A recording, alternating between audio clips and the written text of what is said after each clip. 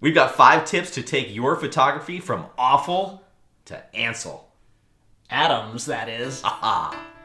There's only one thing that we love more than eating food with chopsticks, and that's photography.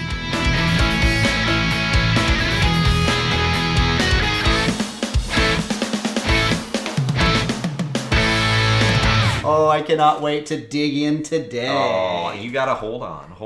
What am I? Hey, before we jump into things, I just want to remind everybody to subscribe to the Panoptic Chopsticks channel here on YouTube. Just go ahead and hit the subscribe button and ring that bell. Yeah. And you'll be notified every single time we come out with something new. No, not yet.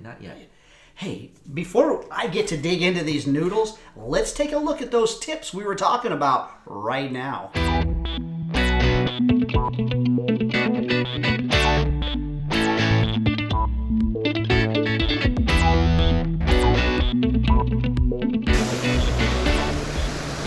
All right, so here's the question we hear a lot is, where should I be focusing when I'm shooting a landscape image? So, great rule of thumb is to look about 1/3 into your image, and that's going to be the spot where you want to focus, and you should be at one of those smaller apertures, bigger number, which is going to give you that great depth of field. Another thing to think about is if you're using something as a foreground object, like maybe a giant boulder as your foreground, you look at the distance between that area that you want to be your foreground object and then double the distance. And that's where you should be focusing. So if that rock is 5 feet away, you should be focusing 10 feet beyond that rock. That's going to make sure that rock is in focus as well as everything to the background.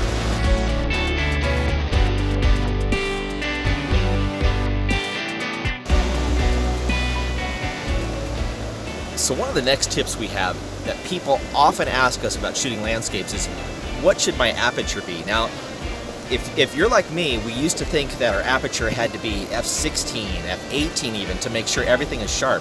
But there's a problem with that, and it's called diffraction. And actually the shallower, or excuse me, the wider your depth of field, meaning the deeper it is, the more diffraction you have, and the picture actually becomes softer. So we found that the best f-stop for your pictures is f/11. That gives you great depth of field and makes sure everything is completely tack sharp. So I would shoot f/11 on all your landscapes.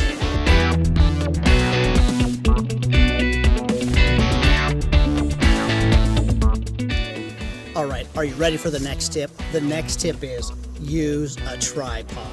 Now, there's a couple reasons why you want to use a tripod. The obvious one is you're going to be rock solid and you're going to have very sharp images. But I think the most important reason for using a tripod in these situations is it creates a need to slow down and think about your composition, think about what you're doing. So if you want to make better shots, use a tripod.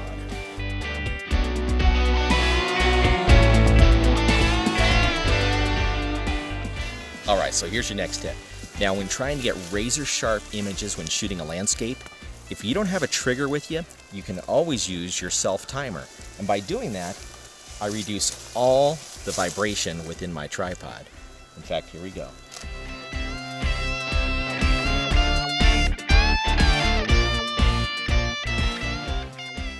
All right, are you ready for the last tip? This is one of my favorite tips. When shooting landscapes, again, like all rules, this is not a hard and fast rule you have to use all the time. But if you want to create a picture that just looks so much better than the stuff you're taking now, you need to make sure that you have a foreground, a middle ground, and a background. So what do I mean by that? Most images that I see that are landscapes only have maybe trees and then the sky. So you have a middle ground and you have a background. There's no foreground element. So what you want to do is you want to give something that your viewer will anchor to right in that foreground. Then they'll have stuff to look at in the middle ground, and then they see that beautiful backdrop. So remember, every time you set that tripod down, be thinking, what's my foreground, what's my middle ground, and what's my background? I was going to say that was really fun. That was not so fun. I can't believe that you still actually have noodles in your bowl. It was a great trip. But hey, if you guys want to be notified about any of these trips, or if you want to see photos from that trip, head on over to Facebook to our private group, which is Panoptic Chopsticks Photography Workshops. join the group, and you get to see a lot of cool stuff. Yeah, and you'll be notified again every time that we're going out on the town to do That's something right. fun. So definitely want to join that. But that was a great trip. I totally enjoyed hanging outside. Anytime that we get to go on a trip with other photographers Is a good day. that's a good day. That's a good day. Hoi! Fortunate questions. Still, with the noodles, it's fortunate question time. Now, I don't quite know what's going on with this cookie. You're not even using your chopsticks to pick it up What's because with Mr. Wong and the... it's sealed still for your sealed? protection. This is going to be a good That's question. how we see I the can Wong tell. cookie. But all right, what's our question? Here we go. I'm going to break open. I'm going to get it all over the studio is what I'm going to do. It's like usual. All right. I'll eat the crumb. Hey, this is from Edward. Scissorhands. What's that? Scissorhands. No, not Scissorhand. It just says Edward J. So Okay. Edward J. And it just says New Jersey. So he's from somewhere in New Jersey. Jersey. Edward He's from a Jersey Jersey. boy. My dad's from New Jersey. Anyways, moving on. It says, You in know what your it says? It last says that video, this cookie was actually pretty good. I know, in your last video about surfers, what was your settings? Edward, I'm just walking out on that one. That was a silly question, Edward. So, you know what, all kidding aside, this is one of the biggest questions we get asked from people. And it's one of those that always makes us want to walk What are away. your settings? Well, guess what? Unless you were on the beach with us at that exact time of day with the exact sun shining lights, exactly, the with the sun, same cloud that went same over. shiny skin, the same everything. It doesn't matter if we told you exactly what our settings were. doesn't. They're not going to be the same unless you've got the exact same camera, exact same lens. If I went back to that beach, my setting would not be the same. No, it would if be- I shot the same shot I shot, it wouldn't be the same. So I'm kind of well, I was going to say I'm kind of joking about what I just did walking out, but seriously, it's a silly question. It really is. You I know, hate to there are sound times harsh, you but- and I'll shoot together, and to get a starting point, I'm not saying, Steve, I want to copy your settings. No, I'll you'll say, like, where you Steve, at? where are you at? Yep, Yep. and you'll go, I'm at 2.8 at a 600, ISO 250, and I'll just go like, oh, okay. Yeah, and I know your I'm basis. close. Or sometimes I'm not getting something I'm happy with. But you're standing right next to me. That's right. So you can capture the exact shot that I got. If Edward went back to that beach, he can't do it. He can't get that exact shot. He can't replicate the sun. He can't replicate the clouds. He can't replicate the time of the year, the exact moment, that date. And we can't do it because we actually are using two different, they're both Nikon cameras, but they're different models. And then you throw in somebody that comes by with a Canon, you know, their native ISOs do not match the native ISOs of Nikons, and that doesn't match And with Sony. we find that too. Even like you just said, like shooting same manufacturer but different bodies. Our pictures look different with the exact same settings. Correct. Yeah. So- it's unbelievable. So actually, it was a good question. It is. But don't It's dare good to ask get that it again. close. Yeah. Don't ask us what our settings are because it's not going to help you. If you're trying to learn how to do something, and I think that might be what it is. I had a lot of people ask about, guys were shooting high speed sync. What was your settings and what was your power on can your lights? understand. And I I can get understand. that this is something new for a lot of people. And so you can search in the description of our channel. If you're a subscriber, you look in there and you can find where we talk about high speed sync. But it's kind of like, you know, this show is like taking your pictures from, right, Awful to Ansel. People didn't ask Ansel Adams, hey, Ansel, what was your settings on that you know, half dome picture you took in Yosemite? They just went, wow, you're a great photographer. And they didn't even say, hey, you must have a nice camera. I bet they did say that They to probably him. did. They probably said something like that. But hey, that was a great question. Well, and for Even that though- question, do I have one here actually in the studio? You do. I Look do. it down there. Way down here. I gotta dig.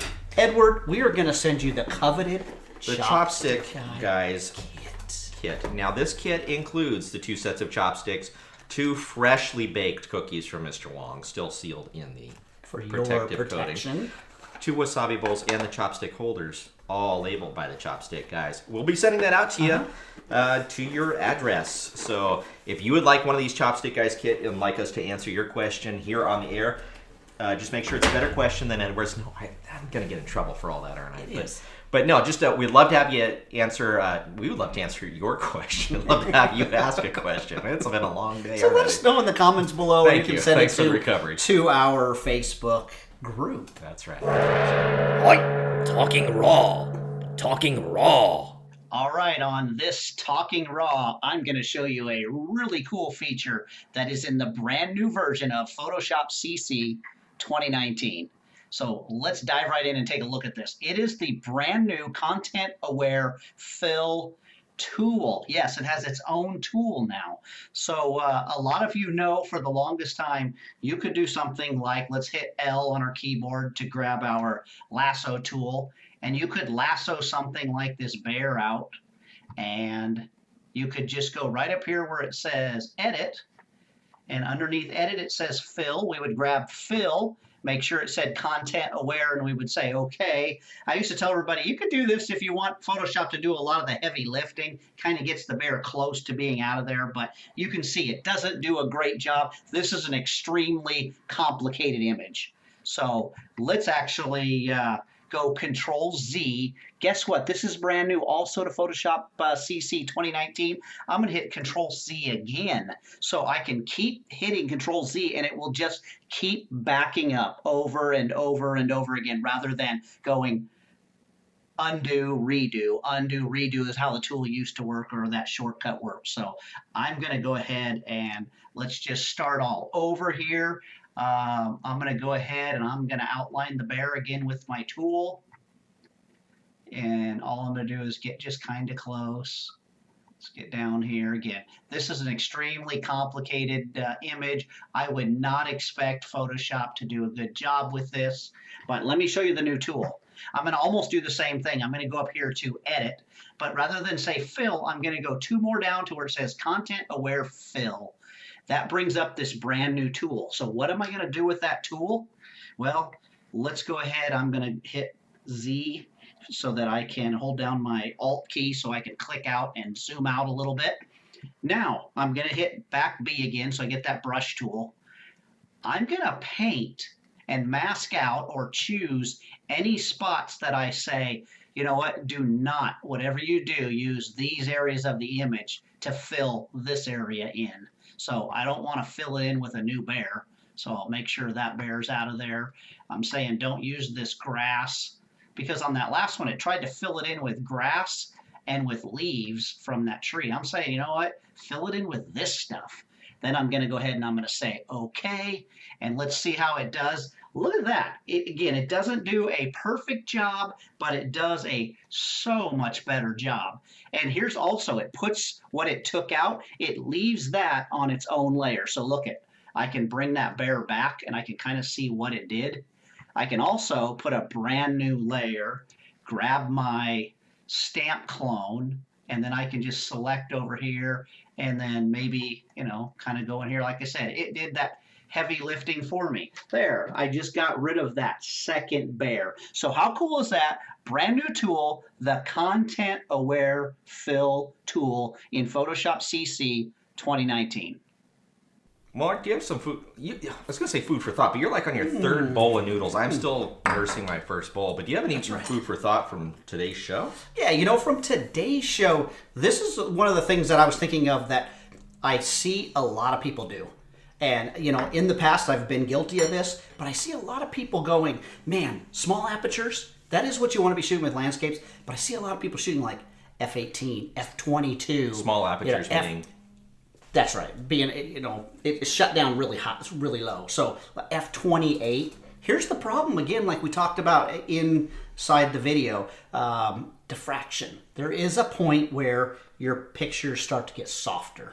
So, man, f/11 is a good rule of thumb to get started at. You know, maybe all the way up to like f/13. But you start getting into that, anything over 16, now you're starting to risk that diffraction. So yeah, and you know, I'm going to say this too. It's kind of one of those personal choices. So things I like to do sometimes is get that star pattern right coming from the sun. It is. That's like an f/18 and above thing. And you know, you got to do and it. I don't care that it's not as super pin sharp as they would maybe call it, but you know, it comes down to it. But we used to shoot a lot at like f/16, f/28. Yeah, you know, in our landscapes until we finally one day said, you know what? Let's F11 works pretty let's good. use that diffraction thing and figure out. Yeah. And they are noticeably sharper. They are, definitely. I think mine is, it's the simplest thing that we don't do often enough. And we preach it to everybody, but use a tripod. Oh, gosh, yeah. So, and it comes down to what did we talk about all last season? Don't be lazy. Don't be lazy. Don't be lazy. Don't be lazy, right? And it came down to us being lazy too often. It's my tripod travels with me everywhere I go in my trunk. But it never leaves the trunk. It doesn't want to come out of my trunk. Yeah. Please come out. No, and it wants to stay It's a vampire. It hates the sunlight. So, we've been shooting a lot more with our tripods when we're doing landscape stuff. And we don't pretend to be the know-all of landscape photography. I don't think we're the best out there. We're decent, but not great. But we took our stuff by using a tripod and using these 5 tips. We took them from maybe not awful, but from average to Ansel, right? A lot of times. So it helps. That tripod, it really does. It really does. In combinations with the 4 other tips, you're gonna get a great picture. You will. Yep. And you know what it is? It's not just hearing us talk about it, it's actually doing those 5 tips. Yep. So our challenge to you, challenge to us is to put these things into practice. Put them into action, put them into practice. That's right. That was good stuff. Just want to remind you guys again, please like and subscribe. It means the world to us to have you guys as part of the family here. But until next time, don't forget, say sushi. And we'll see you later, everybody. To take your landscape photography, 5 simple tips to take your photography from Adam to the from average, so you said? From awful. Awful. I shouldn't even have gone down that road. Slide your sticks back. Man, did we get lucky on that one. That phone was ringing and ringing and ringing and ringing. Oh, Vanessa called twice, 2 times in a row.